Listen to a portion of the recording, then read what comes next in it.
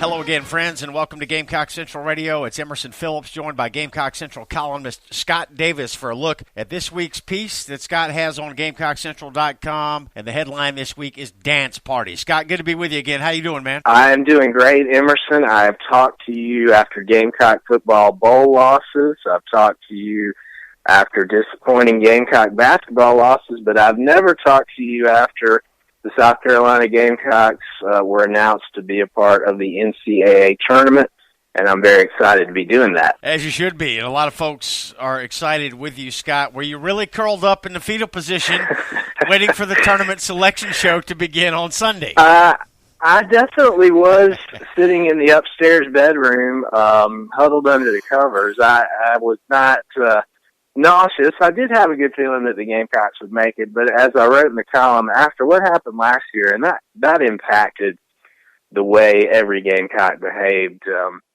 this year, by the way, I just wasn't going to feel completely 100% comfortable until I saw that South Carolina logo flash on the television screen, and fortunately that came pretty early in the selection show broadcast. Yeah, that's what I was going to say next, Scott. The suspense didn't last long, thankfully. Not at all, and really I was stunned is not the right word to use, but very surprised South Carolina was seeded as a 7th seed in their home state of Greenville, South Carolina. Felt they would make the tournament, thought it would be as an 8th or a 9th seed, maybe even 10th, who knows. And I didn't think they'd be playing anywhere close to home. So that was a huge surprise for me. I have a long, long history with the Bon Secours Wellness Center. Used to be the Ballet Center in my hometown of Greenville, South Carolina. So I'm very excited South Carolina is going to be playing there. All right, so for the first time since you had a full head of hair, Scott, the Gamecocks are dancing, and what a great feeling it is. You know, it's real simple, Scott. If you're not in the NCAA tournament, you're just not relevant in college basketball, so you got to get in that field of 68, and the Gamecocks are in for the first time since 2004. It's a great feeling. It is, and you're absolutely right. I mean, 68 teams get there. A bunch of mid-major teams get there. Winthrop has been what seems like 57 times since South Carolina last graced the tournament. So even though you know in your heart that the Gamecocks are playing a tougher level of competition, which makes it more difficult for them to enter the tournament than a lot of these mid-major teams who just have to take care of business within their own conference, it still stings when you see small schools all across the country getting into the tournament year after year, and you're going, over a decade without even making it, and over 4 decades without winning a game there. So for South Carolina basketball, for this program to take the next step under Frank Martin, they had to make the NCAA tournament this year. I said that multiple times in columns earlier this season, and I just felt like it had to happen, and fortunately it did. The Gamecocks do get the invite this year, but there were certainly some moments of angst late in the season, Scott, and that led to some fans tweeting directly to Frank Martin on Twitter, and a number of media members chastising Gamecock fans for ever doubting that they'd get in. Things got weird this weekend on Twitter, as things often do on Twitter. But you never want to be the fan who's tweeting directly at a coach or a player with a negative message. There's just no good that can come of it, and most coaches ignore those, but Frank Martin doesn't mind smacking you down if you send him a silly, ridiculous opinion, and a little bit of that was going on this weekend. But as I said, that kind of stuff aside, I do understand the angst that Gamecock Nation was feeling. This team did not play well down the stretch. There's no other way to say it. They're going into this tournament with the opposite of momentum, and I think playing in Greenville in front of what I believe will be a very energetic crowd is going to be the spark that they need to kind of rejuvenate themselves, because there's no doubt they stumbled down the stretch. They did, but all's well that ends well. The Gamecocks get a good seed, number 7 in the East Regional, and a fantastic location to play. Carolina will play at the Bon Secours Wellness Arena in Greenville, as Scott said. Gamecock Central Radio here. Emerson Phillips with our columnist Scott Davis. Scott's column is up on Gamecock Central this week. We invite you to check it out. The headline is Dance Party.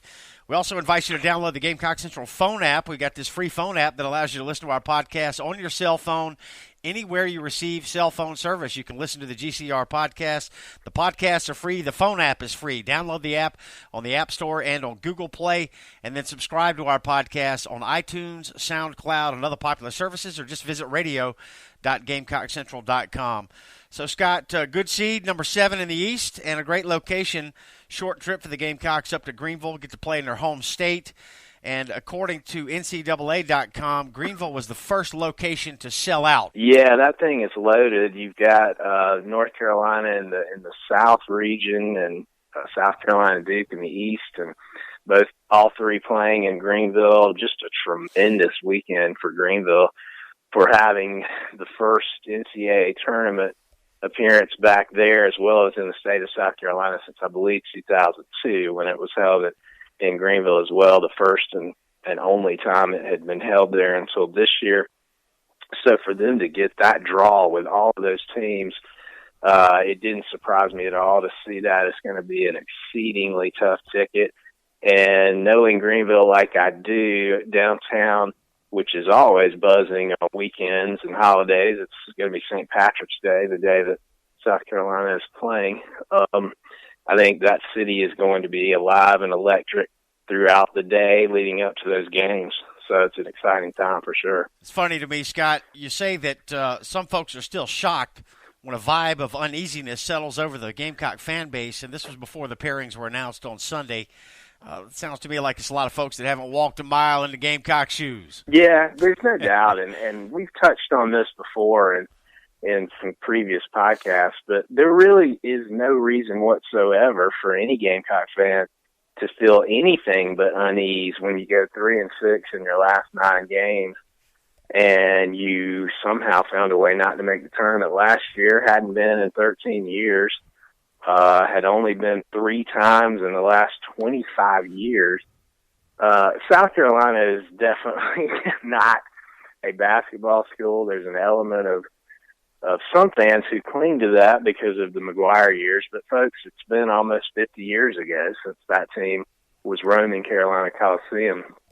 So if you look at the cold, hard facts and the numbers, it's a program that really hasn't enjoyed a ton of success in basketball. And so I don't understand the chastising of Gamecock fans for feeling a little bit of angst and unease as these last few weeks have unfolded. Gamecocks did not finish strong. They went one and done again in the SEC tournament. And it doesn't matter whether it's men's basketball or baseball. The SEC tournament has just been an absolute house of horrors for South Carolina since they joined the league. I'm not sure what it is about that environment that causes them to struggle so mightily, because they can beat other SEC teams in the regular season, but they can't find a way to do it in the postseason for some reason. And so that was disappointing. And as you might expect, it led some Gamecock fans to have some fretful, anxious moments until the pairings were announced. Success in the NCAA tournament has been hard to come by, to say the least, for the Gamecock men's team, but Frank Martin working to change that. South Carolina has not won a tournament game since 1973, but the Gamecocks are in this year. They got the 7 seed against number 10 Marquette, and that game will tip at 9:50 on Friday night in Greenville. So, Scott, great news for the men's program this week, and we found out the fate of the women's team as well. South Carolina's women get a number 1 seed in the women's tournament again this year, and there's a real good chance that Dawn Staley and the Gamecocks could make the Final Four. They lost in the Sweet 16 last year, but 2 years ago they did make the Final Four, and they'll be one of the favorites to get back there this year. Yeah, I think I read that South Carolina is one of only 10 athletic programs who had its football team appear in a bowl game, and both men's and women's basketball teams make the tournament. The women's team, again, a number 1 seed, just a tremendous testament to